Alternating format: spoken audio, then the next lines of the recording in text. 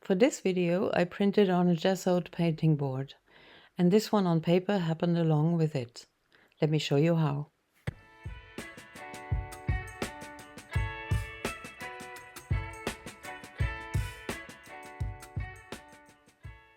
Hello Gelli fans! This is a frame I recently purchased. It was really cheap and it's a frame for objects. I thought I can take the glass out and use it for a thick board I want to paint on. The kind of frame I want to make of it is called Schattenfugenrahmen in German, which translates shadow gap frame, but I don't think it's what they call it in English. It just means the canvas or board has a little bit of a gap and doesn't touch the outer frame. Anyway, I bought this gesso board, which had already been prepared with 2 layers of gesso, and today I want to try what the gel plate can do on it. I will also make some paper prints by picking up the excess paint.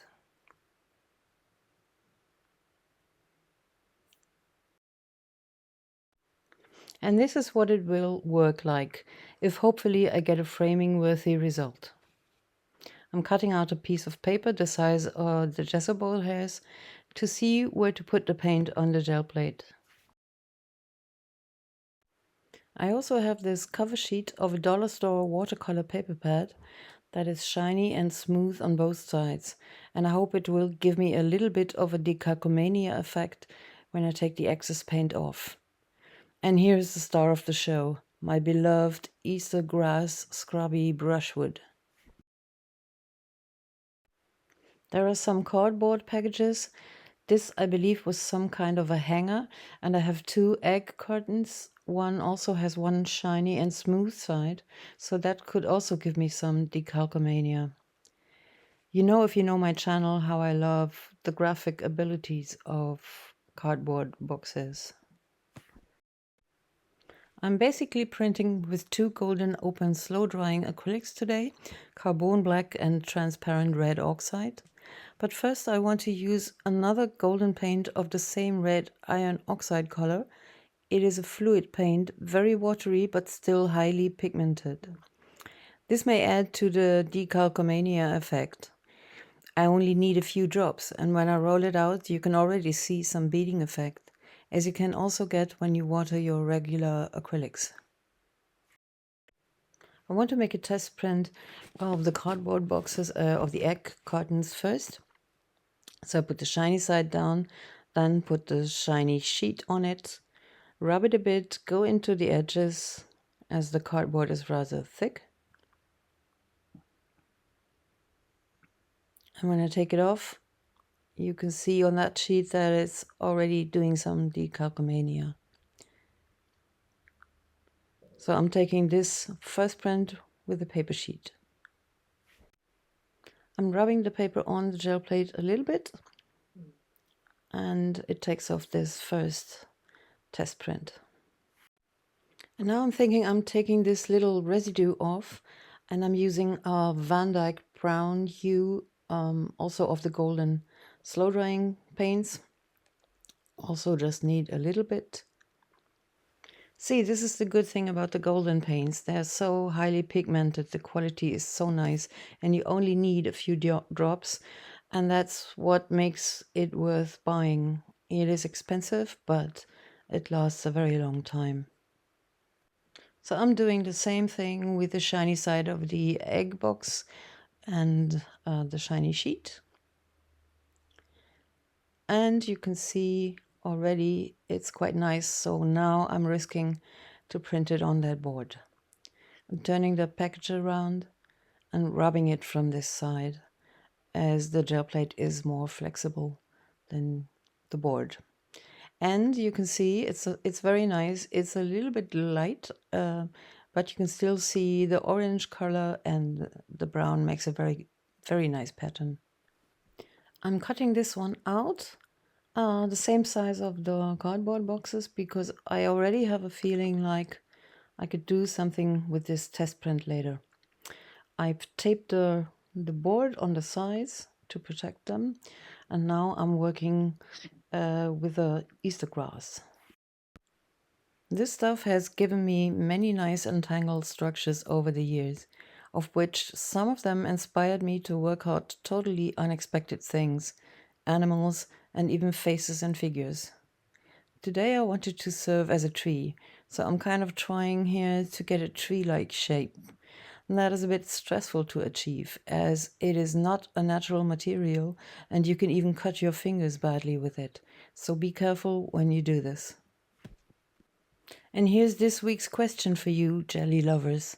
Would you be interested in me making a special about the scrubby stuff? These are some examples of works I made with it. What do you think? So here I'm going for the next layer with the carbon black, rolling it out thinly and evenly. Actually, not so evenly. I don't want it that perfect. Now I'm doing my little scrubby tree on, and I already know it's too thick.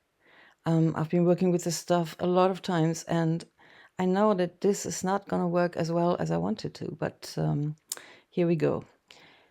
Yeah, this is a nice test print too, something I could work with later too. And you can see on the gel plate, now it looks really, really nice, and I'm happy already, but wait. So I'm pressing the board on, turning the package around and pressing a bit. And up to this point, I think this is going to be great. And when I take the gel plate off, it's not great at all.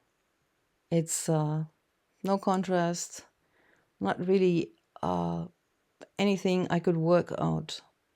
If I work this out, I can also draw it on. It's not having the print feel that I want.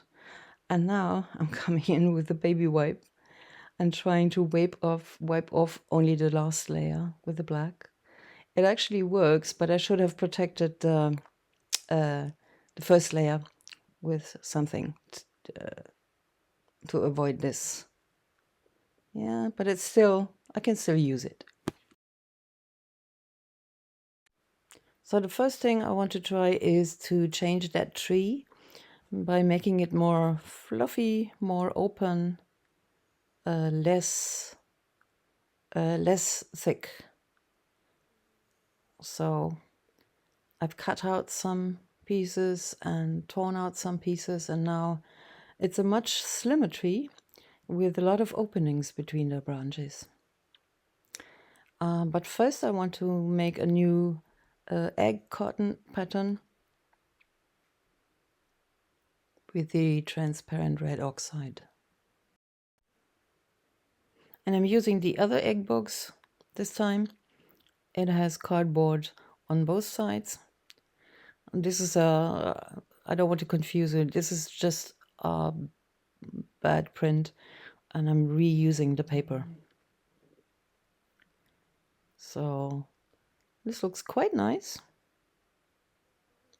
And I'm also using fresh paper now. And that's a good test print. I should have done this on the cardboard. Anyway, I'm just repeating the whole thing. And this time I'm taking the excess off with Deli paper, which leaves a little bit of structure around the egg box. It doesn't take off so much paint. So I think I even mixed some black in it to make it a little darker, which I didn't film, sorry. And now I'm pressing that gesso board on, rubbing it from the other side again. And that is again quite faint, but I like it, and I'll show you from the side here, so it doesn't reflect so much light, and you can see it's quite nice. It's not as light as it looks on camera. And I'm drying the whole thing. This is the thing about the golden slow drying paints. If you want something to dry soon, you have to use your hair dryer or wait for an hour. And I'm coming in with a medium to protect this layer. It's a nice medium, but it's almost empty. I managed to get some out still. And I'm thinning out that layer. I don't want the structure to show. And I also forgot to film the part where I put on the black for the tree. Sorry about that again. Placing on the new lighter tree. And I'm using the same paper where I just got the excess paint from as a test print. And yeah, wow, that looks great on the gel plate. So, well, I gotta be careful not to be so happy about it yet, because I don't know how it'll work out.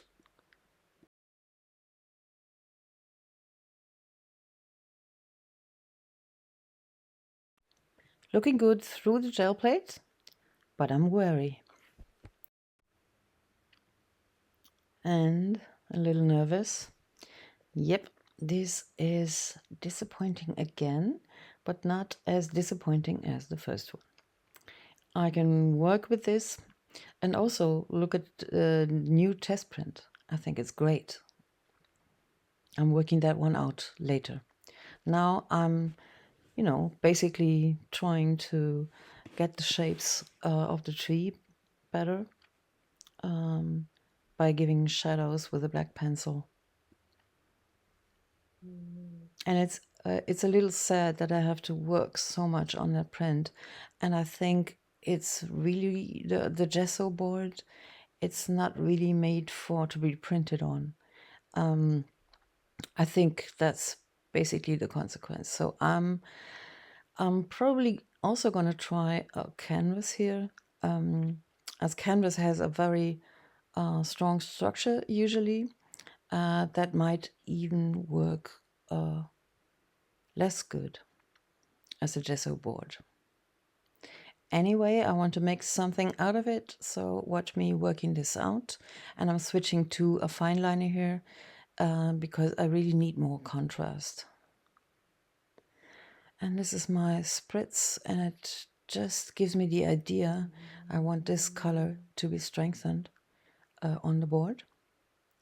So after I made all these fine lining works and giving some shadow to the tree trunk itself, and now I'm coming in with the transparent red oxide, the fluid paint again, and I want to paint on some parts that the egg box gave me.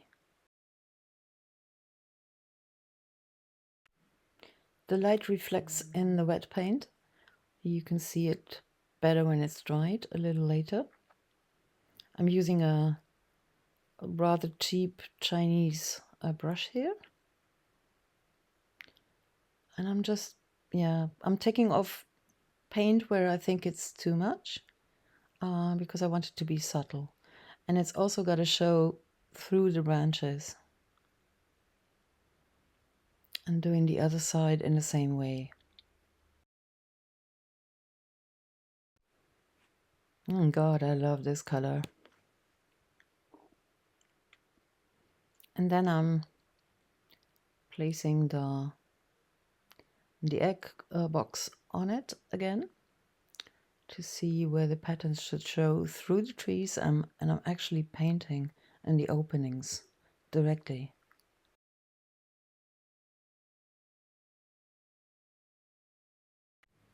It's a good thing that this red is quite transparent, so it will not cover the branches or anything.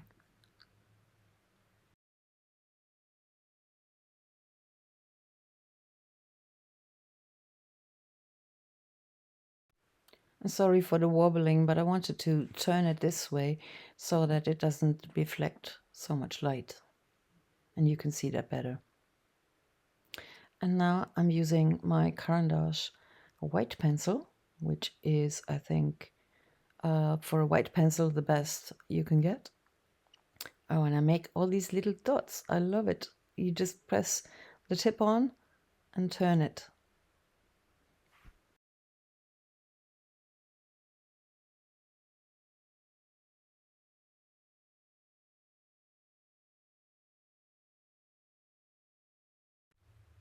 And I'm also highlighting the left side of the tree and the sort of veins that you see there.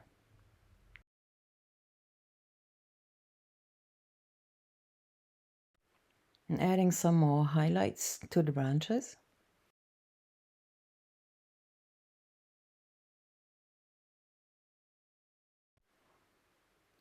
And I'm taking the masking tape off the sides.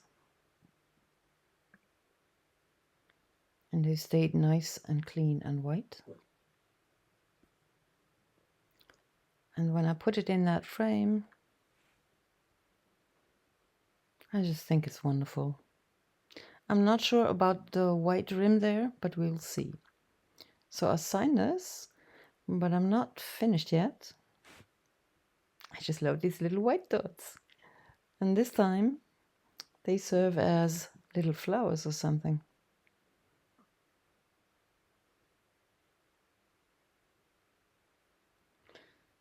And the signature has to go along with it. And this is the last thing I'm doing is here, this pattern that the ripped open cardboard gave me. Printed very nice, and I want to enhance it a little bit. So this is the result. I really like it, but I would have wanted a little more of the original print feel. You know, I always work out these prints, and anyway, it's cool. And what I'm doing with this one, I want to do some work on this one because I'm gonna put it, probably glue it to a gesso board or a board, just a board, and put it in the same way into a frame. So what you learn from this is that the prints on paper are just better. So I think it's just better to print on paper and then glue it to a board if you want to do that. I could make a video about that too, if you like. So yeah, here I'm working out the graphic design that showed with the egg box design. And I'm adding shadows, but only on the insides of the tree and not so much on the outsides. And this is very special. It's quite unrealistic. And this is what makes it really interesting. This is a Sienna color because I didn't want to go too red here. And I'm also drawing an outline as sort of a frame for this. And first I wanted to have the black fade out to the sides, but then I decided against it. Somehow this harsh structure, somehow I like it a lot. So what do you think of these two? I'm quite happy, although I was a little bit disappointed with the quality of the print on the gesso board. Yeah, but you gotta try and then go back to paper. Well, that was my dog's comment on it. I'll leave you with this. See you next week. Bye.